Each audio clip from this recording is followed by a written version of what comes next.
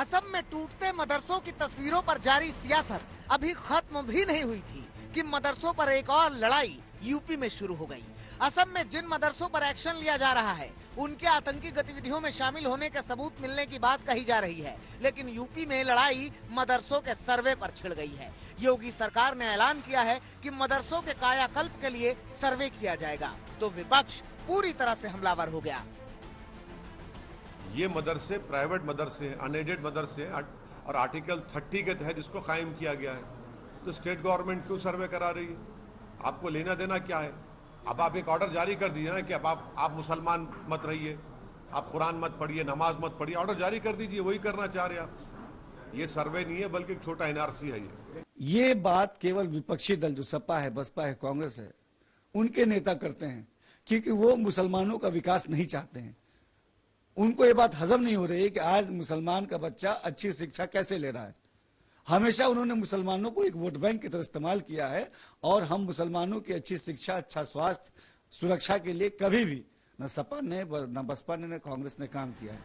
ओवैसी योगी सरकार के फरमान को छोटा एनआरसी बता रहे हैं, इस सर्वे को इस्लाम विरोधी बता रहे हैं। सवाल खड़े कर रहे हैं कि जिन मदरसों की फंडिंग प्राइवेट हो रही है उनका सर्वे करने का सरकार को कोई अधिकार नहीं है।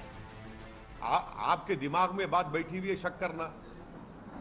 आपके कल एक ऑर्डर, आप इस सर्वे करके बोलेंगे नहीं यहाँ पर नमाज नहीं पढ़ो मदरसे में, आप कहेंगे नहीं कुरान मत पढ़ो। अरे भाई ऑर्डर जारी कर दो ना, बोल दो, तुम सब बोल दो कि हम मुसलमान नहीं है। ये करना चाह रहे मकसद, आप हैरास करना चाह रहे मुसलमानों को। इतनी बेशर्मी से कह रहे हैं कि हम आज़ादी के 75 साल का अमृत उत्सव मना रहे हैं, जो यही मदरसों ने इस मुल्क को आज़ाद करवाया, आज आप उनको शक की निगाहों से देख रहे हैं।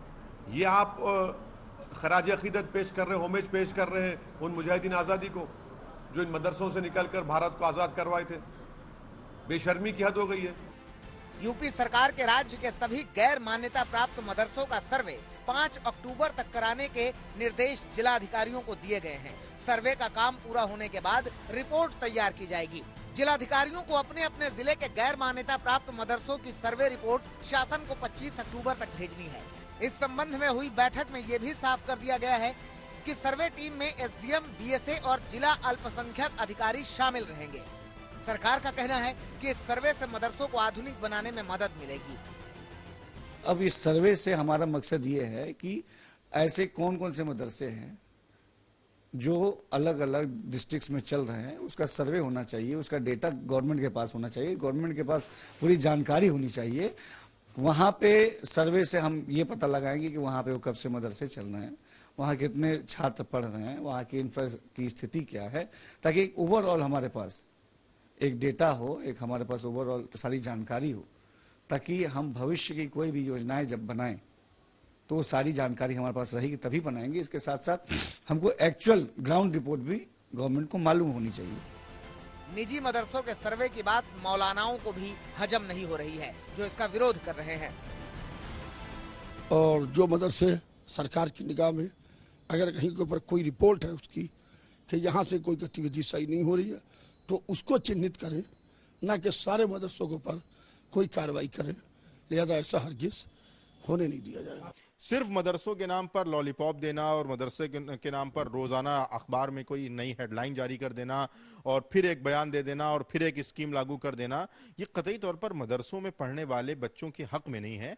उनसे इसका मनोबल टूटता है। यकीनी तौर पर जो बच्चे एजुकेशन के लिए, तालीम के लिए आगे आने की कोशिश कर रहे हैं, रोज रोज नए नए विवाद को लेकर इस तरीके की जब चीजें होती हैं तो कहीं ना कहीं उनका मनोबल भी टूटता है।